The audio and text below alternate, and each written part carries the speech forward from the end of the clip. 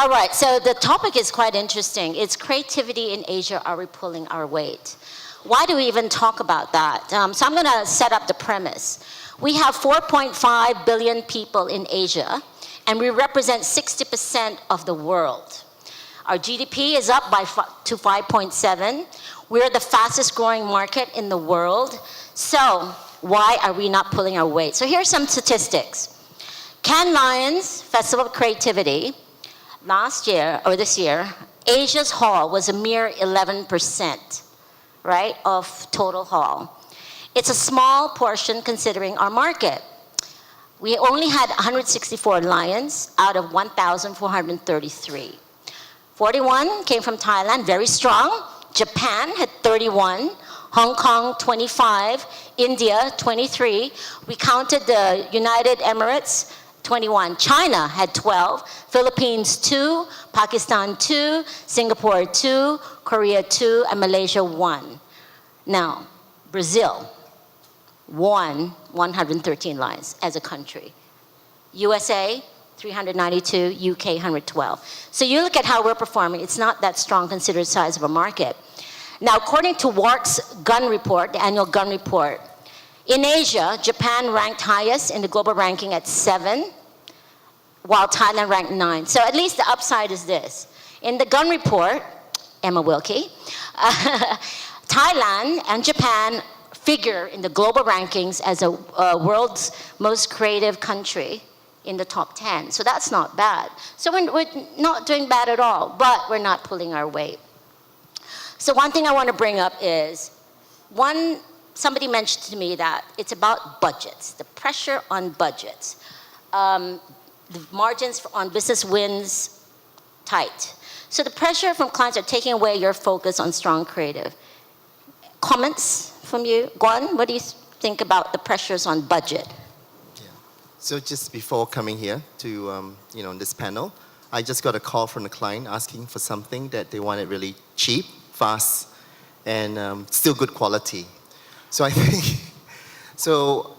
think the pressures are felt in every industry. Obviously, with digital transformation and disruption, things need to be done faster and cheaper. And one of the things that we used to have a couple of years ago is that craft. We really enjoy crafting a lot of work. But over the years, I think the post that we see on the mobile phone only lasts for about 3 seconds. And that's what Facebook sort of recommends, right? It's like 6 seconds post. So I think for me, that's one of the great barriers of why probably the craft of the work is losing its appeal. But in terms of budget, like there's so many award shows, right? And yet you want to enter. You think it's a pressure for Asia, since the budgets are shrinking, I think globally, that its impact on our presence and our clout in award shows. Toby? I'm going to be a bit contentious because I think... That's what we're here for. Well, I think we need that because it's miserable outside and everyone's a bit down, I can tell. But actually, I don't think budgets are a barrier. I think budgets in New Zealand have never been great. We don't do Super Bowl ads. We don't do huge productions. So a lack of budget forces you to think about your idea, to actually say, is my idea so pure and brilliant that it doesn't require Ridley Scott to direct it and, a cast of thousands? And I think sometimes we hide behind this excuse. I think when I say we, I'm talking about the entire industry. My network did the Tide commercial. Now, that was You've seen the Tide ad, right? Right, the Tide ad. So that was a huge ad that I wish I'd done.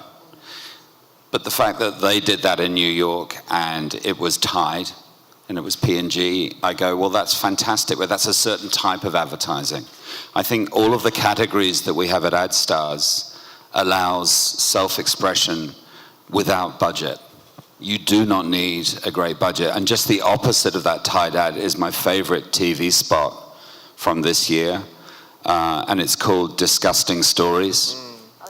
And it's basically drawings that are horrific, that children have done, who have been abused by family, friends of family, I don't know who, but they're disgusting stories and they're pictorial. And has anyone seen that spot?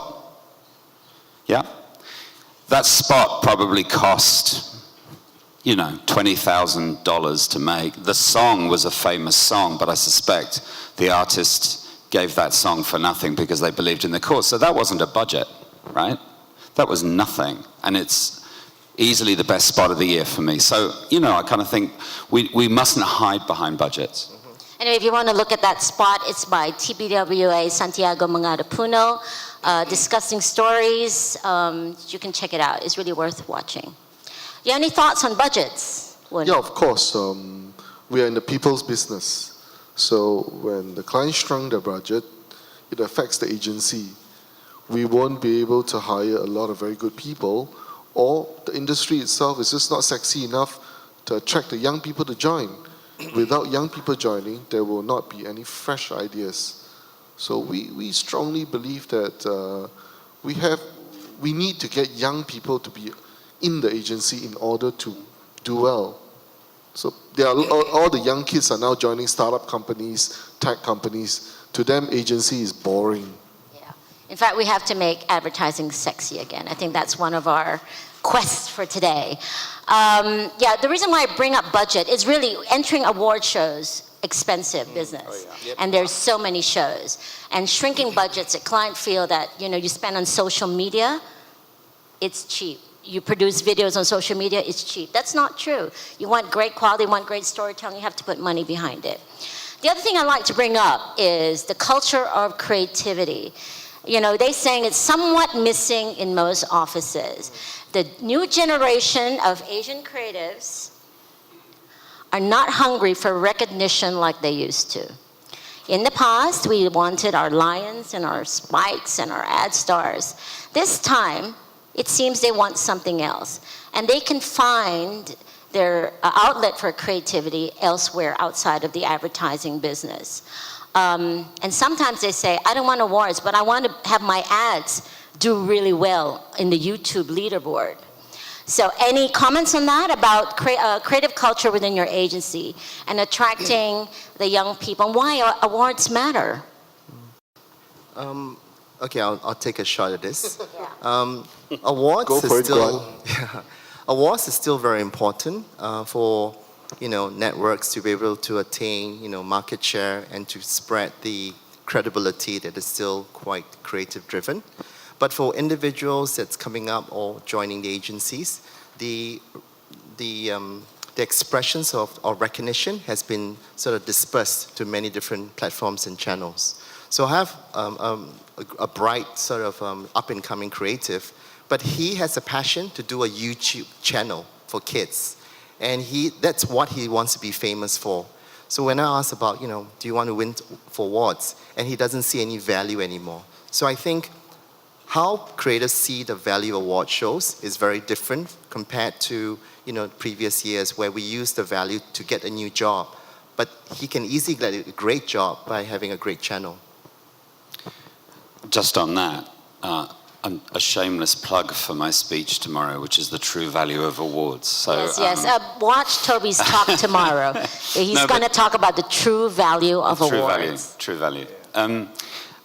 Look, I think it's a really interesting time. I think at the moment, creative culture is a really important thing to stoke and to manifest within an advertising agency. If you don't feel like you're doing a job that is more than just, an inbox and an outbox, if you feel like you're doing something that can change the world, albeit through the lens of advertising, then I think it's not going to attract young people. So for me, there is still an opportunity for young people to come into advertising and be inspired. And I think one of the key things is partnerships. I think we undervalue partnerships. Agencies make the terrible mistake sometimes of saying we can do it all, and they can't. And I think more and more clients are open to you having a conversation saying, look, we don't know about that, but we've got these people who do. That's why we have Google Zoo in our building a lot. That's why we seek partnerships, whether it's drone operators, whether it's somebody who's developing AI. as long as you're the one having the conversation, as long as you're the one who owns the idea, you bring as many people in as possible. And that's what keeps young people in the building. I think if you pretend that you know it all, the young kids who come in, who write their own code, who are copywriters, art directors, they can even edit, they can film. They just cry bullshit and go, I'm leaving because you guys don't know what you're talking about. So for me, I think it's really important that agencies nurture those people but also realize their limitations. So I think that's a great point that Toby brought up is, traditional agency model, you work with a copywriter, art director, and you work within your offices. Nowadays, you need to collaborate with tech companies, creators of drones, and people who do apps and the like, right? Because that actually means that you're not really working just in the agency, you're collaborating with people that create amazing things. That's why, guys, it's sexy to work in advertising if you know how to work it. I think the millennials are very powerful now. They decide with their thumbs, either they swipe or they scroll. So anything that's not interesting, you don't capture their attention in less than 1 second, you're gone. So for traditionally, we look at sales, our reward are the client sales, and award in award shows. But for them, their award, the millennials, are how many likes do I get, how many views, how many videos I watch. So it's a different kind of mindset. Just like Toby said, if we could bridge them, collaborate together, I think it will be a whole new horizon. We should not just look at present, we look into the future, do things, do amazing. This is the time for us to cross over and do amazing things. There are a lot of very talented millennials that are doing fantastic ideas, things that I cannot even imagine, and I really look forward to see that happen. So Woon and Toby and Guan have come from an era of 20 plus years ago, and they're here and still loving your jobs, right? Am I right? It's Still passionate. Still passionate. We're still here. Eye on the ball. The jobs probably don't love us, but we love the jobs, I mean, really, advertising is ever changing, and I think it's really, really important that the likes of us, we feel like we need to roll with it and move with it. And I think great agencies manage to do that. I really do. So they have come from an era where print craft was a level that is world class. It was print and great film from Thailand. We were ruling the film categories from Thailand. That was an era of past. So there was a focus really on craft and print over the big ideas. And there was also this issue of, I'm going to bring it up, scams. I mean, we had a reputation of creating ads just to win awards. Has that changed? I look at it both ways. Well, it's a very sensitive topic. Yeah, because you're young. Some of you may not realize that was the era of then. Okay, my point of view. Client initiatively produce product to reach out to the market to sell. Why can't agency produce initiative to present to client? Yeah. Why must we always wait for a brief? So I don't look at it as scam. Scam means the client does not exist, the product does not exist. It doesn't exist at all. It was solely created for award. But if it is an initiative you produce and present to client that may help the client, why not?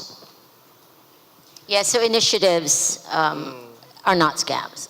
Basically, proactive is what every agency should be proactive, right? I mean, if you're not being proactive, the client has every right to question, what is our relationship here?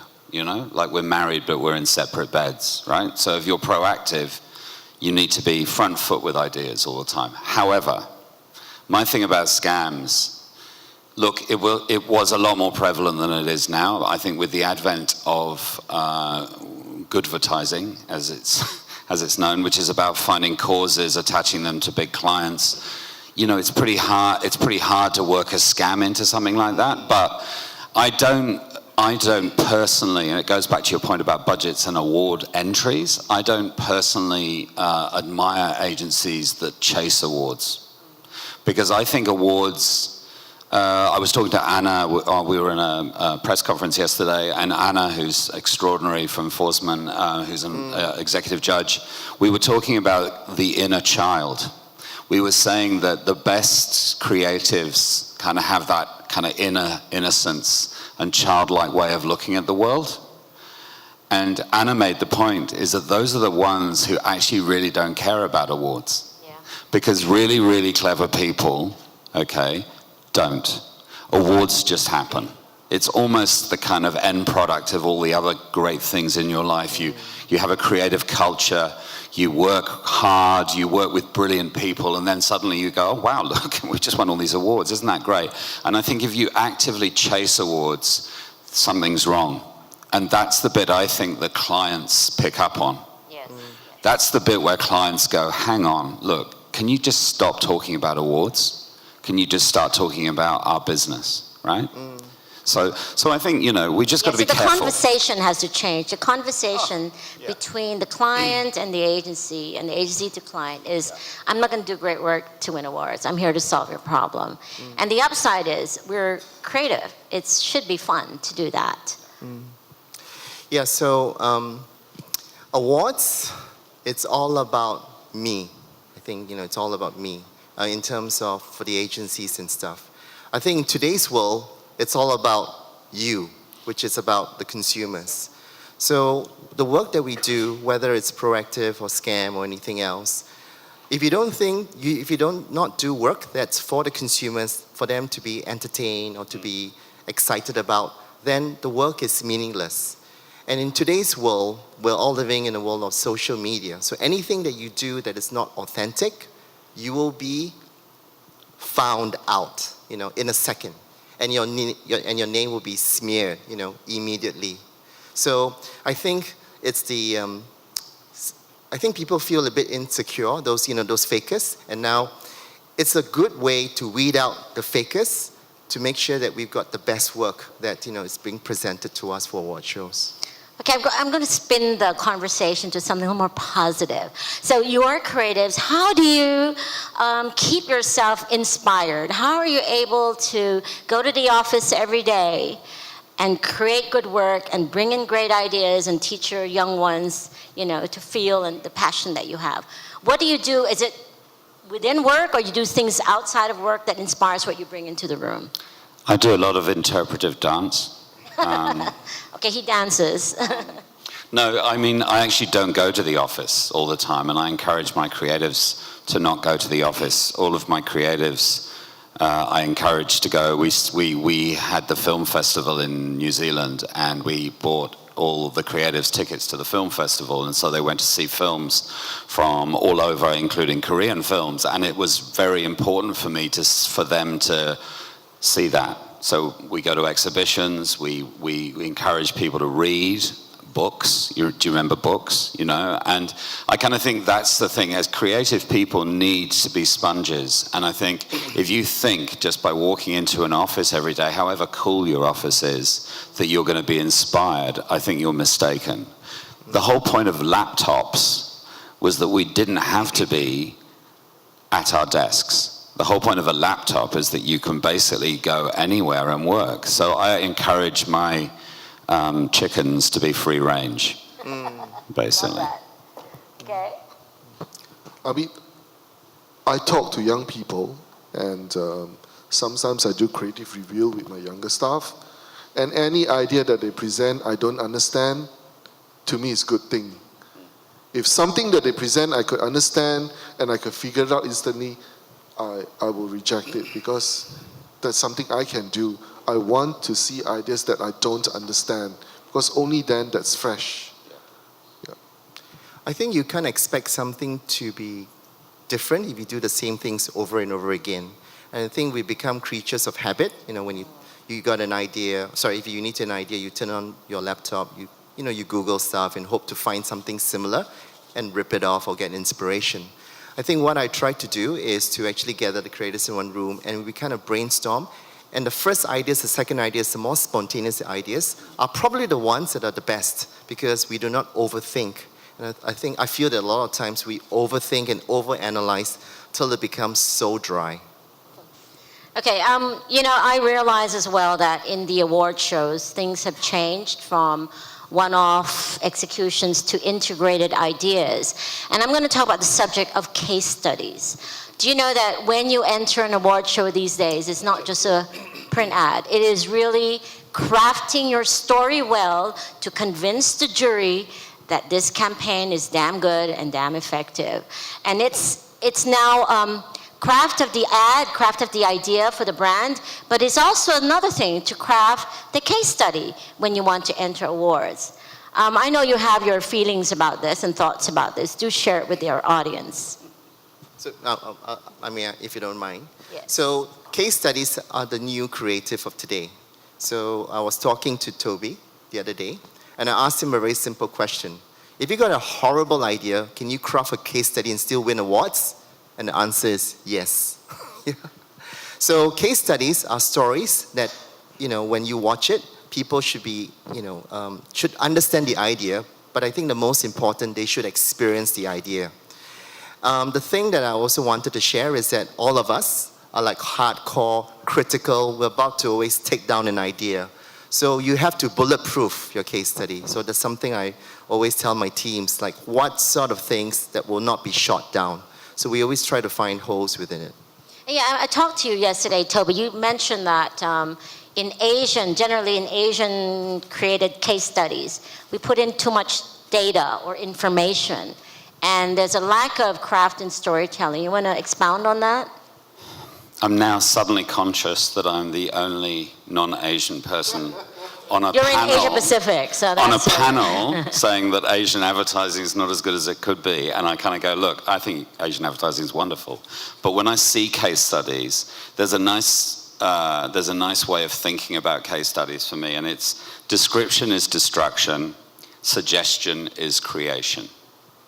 Description is destruction means that if you basically throw everything into 2 minutes, you will lose people. Yeah? The more you pull it back, the more you ask about possibilities, the suggestion of how big this idea can be. Let people make their own conclusions, draw their own conclusions about your idea, and the suggestion is the creation at that point. So Google, and Matty Burton told me this, Google end a lot of their case studies by asking a question. The very fact that they end a case study by asking a question means that they're not answering in the last piece. Do you know when people go, it was a world first, the world had never seen an idea like this, media went crazy, we got 1.18 trillion media impressions, and I'm asleep at that point because I don't give a shit, right? But if you ask a question at the end of that case study and you ask them and you say, do you think this, maybe this can do something amazing for da-da-da-da-da, and then people go, oh wow, maybe it can, and it stays with you. So there are some simple tricks with case studies. I actually think case studies are a bit of a scourge because, I believe that ideas are something that you can write on the back of an envelope, and I still believe that is the case. And I think if you meet a friend in a bar and they say, what are you working on right now? And you go, you spent two minutes describing what you're working on, the strategy, the media impressions. Your friend will just say, look, I'm really sorry, I've got to run, I've got to meet a friend. They'll actually leave the bar. Whereas if you say to your friend, I've got this idea and it's da-da-da-da-da-da-da, and they go, wow, that's cool.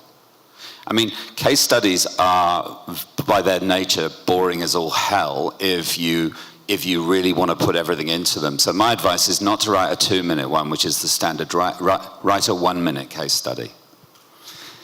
Okay. Any thoughts, or should I move on to the next one? Dominating the case study. Don't worry, Toby. Yeah, it's You're passion. being the only non-Asian, we still love you dearly. I hate case videos because... You hate case videos. No, because it's so tiring. You're coming up with a campaign, the campaign draws your energy. Yeah. Now you need to come up with another creative, Yeah, so an it's idea two-step. for another idea. It's super tiring. And to tell you the truth, I'm still learning the trades to make case video. It's really not easy. Just like a long time ago when you say the world's first, it means, oh wow. Now, like Toby said, when you say the world's first, so what? So we have It's not to a keep big deal. finding new Yeah. ways. Cliches. Yeah. Cliches. Okay, now we're in a data-driven world. We get a lot of data now, real-time data, programmatics, you name it. Does data stump creativity? He's the guy for that. Okay, you're the guy. So- Mad men versus math men. Yeah, so if you come at 4:30, then you have a more elaborate discussion about it. Another plug. Promotion time. So what I feel is that the word data-driven suggests that data is in charge of every single thing we do. Data drives our lives still. And that should not happen because data should actually be a tool that we use to get the creative results. So if you look at the way that we have done creative, we always look for a rich insight. And the right data should unlock a rich insight that should unleash creativity.